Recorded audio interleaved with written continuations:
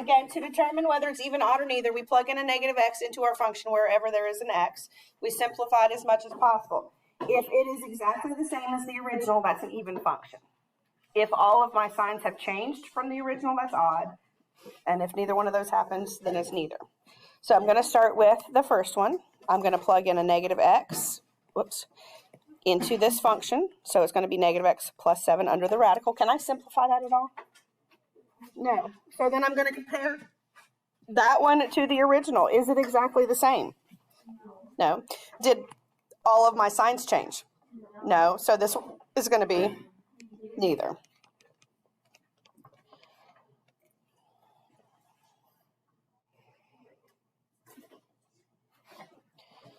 All right, number 2, same thing. Everywhere there's an x, we're going to plug in a negative. Remember, if that x has an exponent on it, put your negative in the parenthesis with the x. If I take a negative 5 times, is it going to stay negative or turn positive? Stay negative, so that first one is going to be just negative x to the 5th. And then in the back, I have that negative 7 times the negative x, so that's going to turn into a positive 7x. And again, I'm comparing the original to the new. Is it exactly the same? No. Did all of my signs change? Yes. So that would be odd. Mm-hmm. So with the x to the 5th, even if you so you just like see how many times it goes to see if it stays negative or turns positive. Okay, cool. Mm-hmm. Yeah, the exponent is really just to decide if it turns positive or stays negative. Okay. Yeah. All right, and then we're going to do the same thing for 3. The only thing that I have seen people do is plug that 2 in the parentheses. It is 2 times x to the 10th, not 2x to the 10th. So that 2 is going to stay a 2. I'm going to plug in a negative x, raise that to the 10th power, and that is the only where that there is an x in my function. If I raise a negative to the 10th power, does it stay negative or turn positive? 10 times. Positive. If it's even number of negatives, it turns positive, right? Because every 2 makes you positive. Okay. So that would be a positive. And then that 9 is not going to change because it doesn't have a variable in it. So comparing my original to my new, is that exactly the same? Yes. Yes. So that makes this one even. Right. So the layout of the quiz is going to be very similar to this review, with the exception of the review actually has more questions on it than the quiz does. The quiz has a total of 7 questions. The first 3 are going to be just like these first 3. Right? The next section of my quiz, I'm going to give you a graph.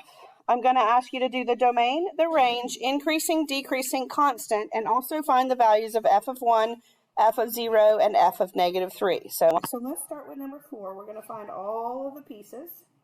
And again, you're only going to have one of these type on the quiz. You just have several different sections. So I'm going to start with my domain. And remember, domain is from left to right. What does this graph not have that a lot of the other ones that we have done domain and range don't have? Arrows, which means this thing does not continue on forever from left to right. So what I'm going to do is I'm going to start at the left. And what is the first x value that I touch? Negative 7, okay? And before I continue, do I have any holes or skips anywhere in this thing?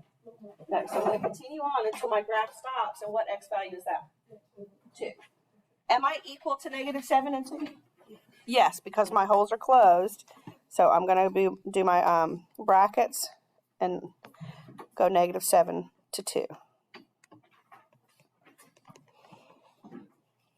Everybody okay with that part?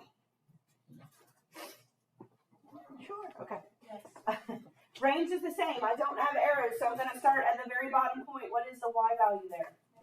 Negative 5. I don't have any holes or jumps, and I'm going to continue on to the highest point of my graph. What is the y value there? 4. Or am I going to use parentheses or brackets? Brackets. So we're going to go negative 5 to positive 4. Then we can do increasing, decreasing, and constant. That is just determined from reading your graph from left to right. What is this first piece doing? Decreasing from what x value to what x value? Yep. And remember, with increasing, decreasing, and constant, we always use parentheses. What about the middle section? What is that doing? increasing from -4 to 0, yep. And then the third piece is decreasing again, so we're going to add a second decreasing, and it's decreasing from 0 to 2. Okay, so there are no constant areas.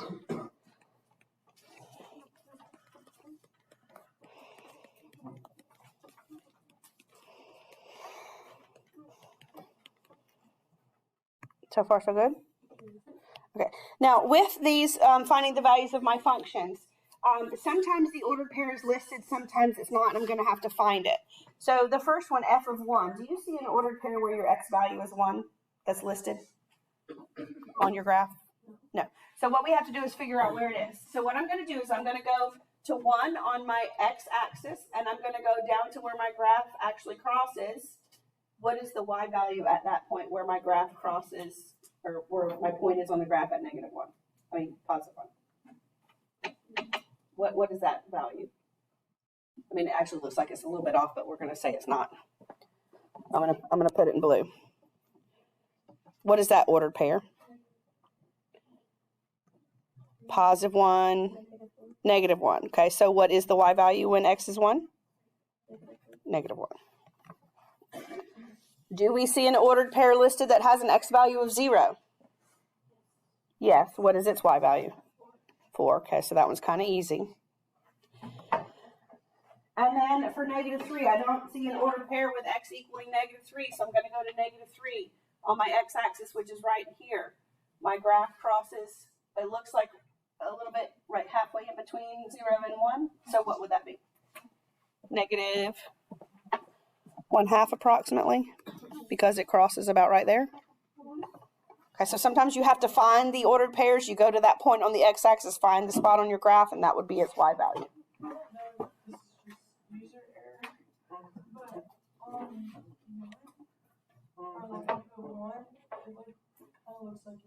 Yeah, it looks like it really doesn't cross there, but we're just going to say it does because it's so close that I can't hardly see it. Does that make sense? I would, yeah. If I'm not mistaken, I'll have to look again, but I think the ones I put on the quiz are like clear, so it's not a guesstimate. Is everybody okay with 4? All right, let's take a look at 5 then. We're starting with our domain again. This time I have some holes in my graph, right? Yeah. So this one has arrows on it. Do I start as far left as I can? Yes, and I'm going to go along until I see some open holes, which is right here at 0. Are both of my holes open at 0? Yes, so I can only go, that one section is going to be from -infinity to 0, but my graph continues. It picks right back up and continues along. It stops here, however, it continues down here. So does this closed hole cover that open hole? Yes, so it's basically going from 0 to infinity. So everything with the exception of 0 here for the domain. So just be careful on those. If you have a hole, if it's not covered by a different point in your function or in your graph, you're going to have to skip that part.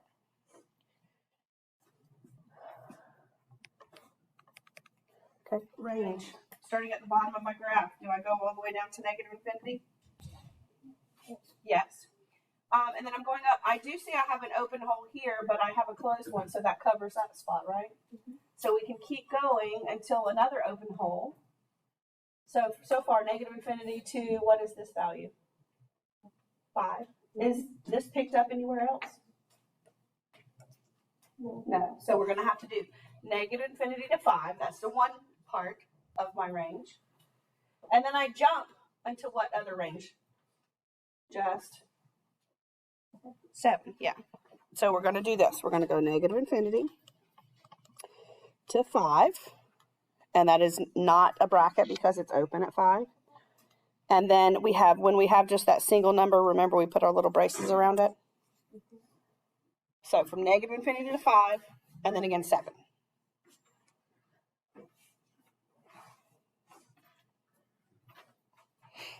Increasing, decreasing, and constant. What do you think the first piece is doing? From left to right, what's the first piece doing? Increasing from to 0, yep. What about the second part? What is that doing? Constant from 0 to 5. And then this last little bit down here, this little bitty piece down here is what? Decreasing from 5 to infinity. And then we got to do f of 1, f of 0, and f of -3.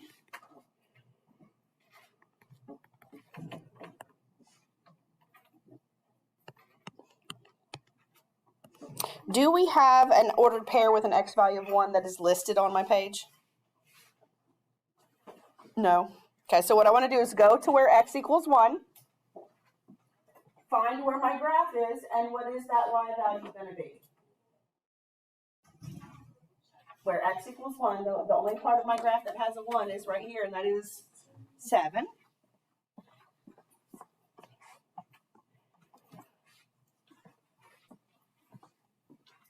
X is 0 is right here in the middle. Do I have any part of my graph represented here? No, my circles are open, which means I don't have any place where x is equal to 0. So what do we call that? Undefined, yep.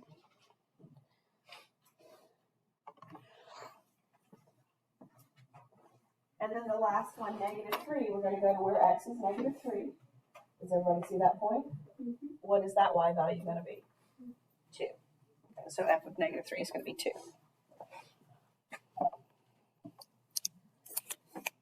So far, so good? Okay. All right. Again, one question like that on the quiz. Then you got your piecewise functions. I want you to graph. Say the domain range, increasing, decreasing, and constant. All right, I'm going to take maybe number 6. I'm going to come to the side here. I'm going to do my first, the x squared minus 1 first. My inequality says x is less than or equal to 0. So what's my starting number? 0. And then I need numbers less than 0. Oh, sorry. First, is it open or closed at 0? Closed. Okay. And then I need numbers less than 0, so like -1, -2, and -3. All right, so if I plug it in, 0 squared minus 1 is -1. -1 squared minus 1 is 0. -2 squared is 4 minus 1 is 3. -3 squared is 9 minus 1 is 8. So at 0, -1, I'm closed. -1, 0. -2, 3. Okay. And then I'm going to continue past that one, right, with an arrow? Okay. Is everybody okay with that part? Because I'm going to like write this and then erase just because I don't have a lot of room. Is everybody okay with the first section? Okay.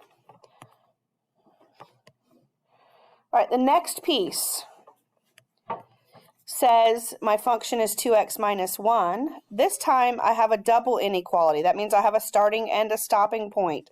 I have to include everything in between. My starting point is 0. Am I open or closed at that 0? Look at the inequality next to it. Open or closed? Open. Okay. And then at 5, that's my ending point. Am I closed or open there? Look at the inequality next to 5. Closed. Okay. And then I need to include every number in between, which would be 1, 2, 3, and 4. Okay, so this one I have a few more points than normal because it gave me the range from 0 to 5. 0 times 2 minus 1 is -1. 2 times 1 minus 1 is 1. 3, 5, 7, and 9. I'm going to graph this one in blue. Now I'm open at 0, -1, but I already have a point there, so that's not going to change. Then I have my point at 1, 1, 2, 3, 3, 5, 4, 7, and 5, 9. Do I continue past that point? No, I have a starting and a stopping point, so I just stop at that end point because I have that double inequality there. And then the third piece, my function is 3. My inequality says x is greater than 5. Am I open or closed at 5? open. And then I need 6, 7, 8 bigger numbers. And this time I don't have an X, so what are all my Y values going to be? 3. So at 5, 3, 1, 2, 3, 4, 5. That's open. And then I can continue. Do I extend this with an arrow at the end? Yes. So that is what your graph should look like. Everybody check that out. Make sure we're good.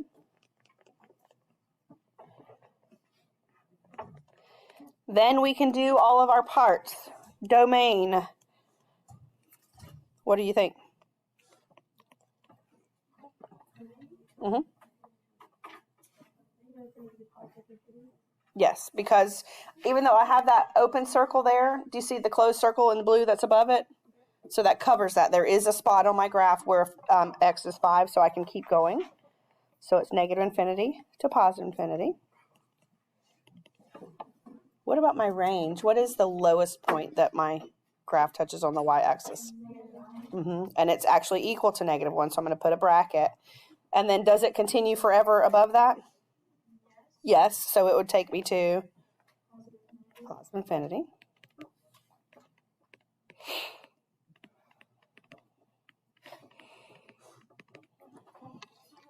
And then I have to do my other intervals. What is the red part doing? Increasing, decreasing, or constant? Decreasing from 2, 0. What about the blue piece? What is it doing? Increasing from, 0 to what? Where does it stop increasing? What is this X value right here? At 5? Yep. And then the green part, what is that? Constant from 5 to infinity. Is everybody okay with 6? Okay. All right, I'm going to go through and do 7. Let's see, 2x plus 1 with x is greater than or equal to 1. I got to start at 1. I am closed. I need numbers bigger than 1, so like 2, 3, and 4. That's 3. That's 5. That's 7. That's 9.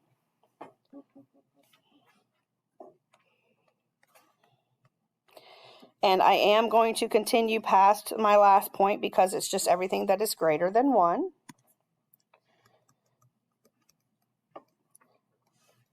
The second part says x is less than 1. So I got to start with 1. We're open there. 0, -1, -2. I get 4, I get 3, I get 4, and I get 7.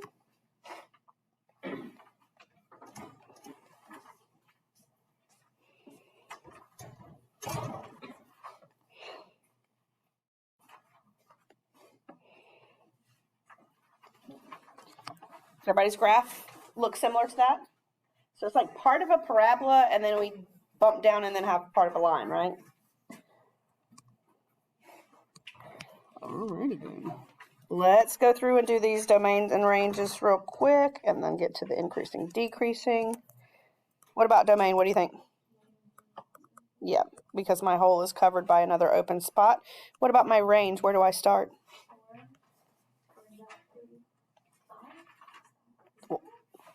The y-axis. 3. And I'm actually equal to 3 because my points are closed. And then I go all the way up, so it is to infinity.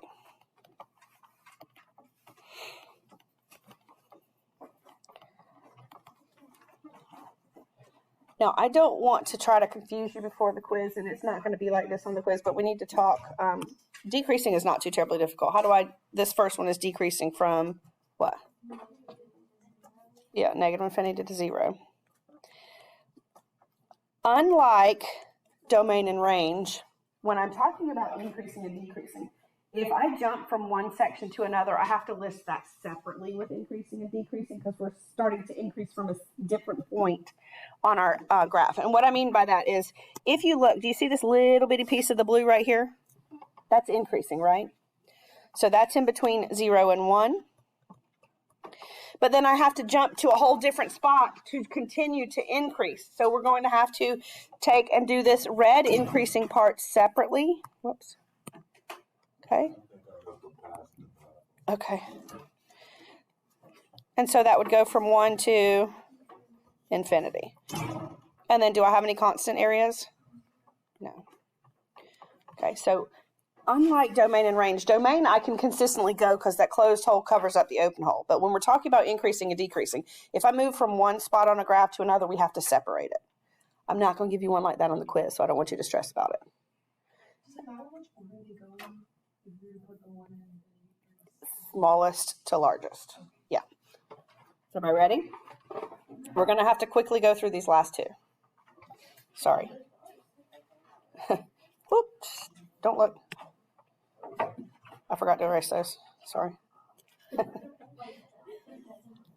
right, so we have our function. For 8, our function is f of x equals 6x.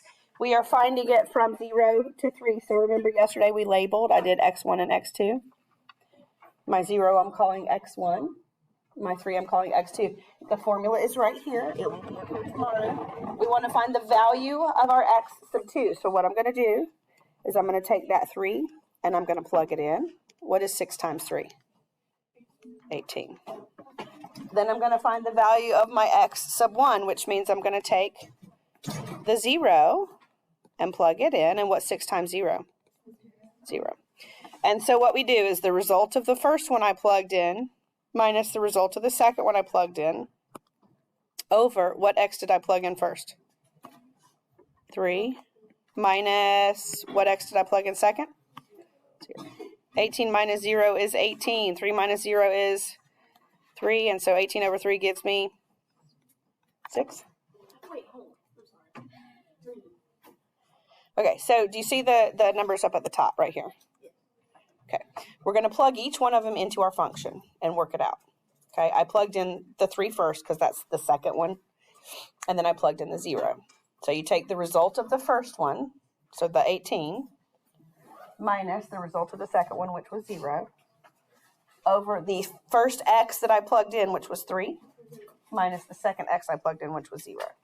Okay, same thing for this one. F, whoops. I have time, right? Yeah.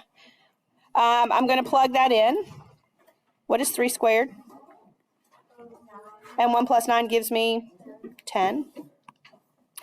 Then we're going to go f of 0. 1 plus 0 squared. That's 1 plus 0, which gives me 1.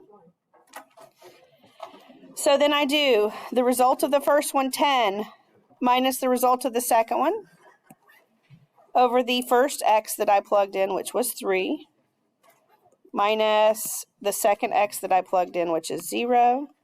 What's 10 minus 1? 3 minus 0? 9 divided by 3 is 3. Okay. So the layout of the